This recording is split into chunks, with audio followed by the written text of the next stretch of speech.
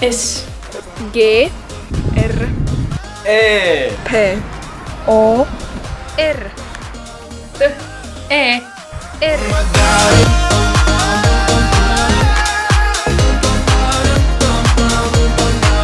That's how it goes. But I'm frozen in motion, and my head tells me to stop, but my heart goes.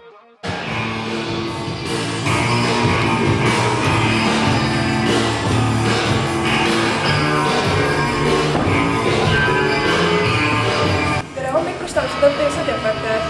Taas on teie ette jõudnud legendaarne SK Reporter.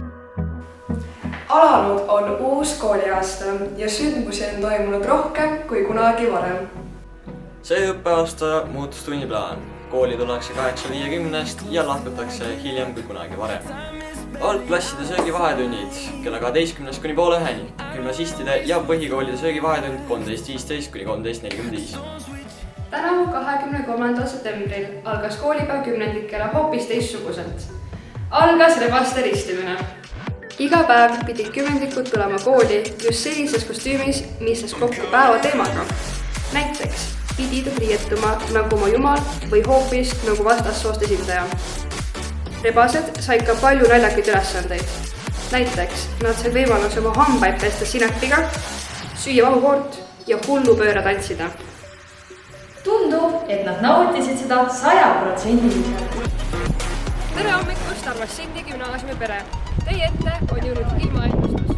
Viimastel päevadel on olnud õues sama kuiv kui Sahara kõrbes. Sadu ei ole.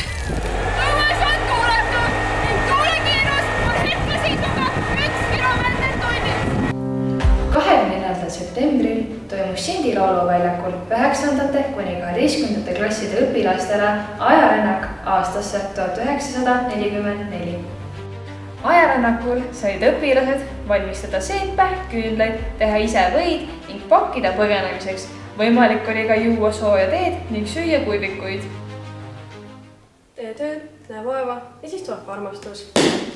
26. septembril tähistasime rahvusvahelist Euroopa keeltepäeva, kus esinesid nii meie kooli õpilased kui õpetajad erinevate luuletuste ja lauludega. Keeltepäev on saanud meie koolis toredaks traditsiooniks ning seekord tähistasime seda juba 3. aastat järjest. Tänavu oli esindatud kuni üle 10 keele.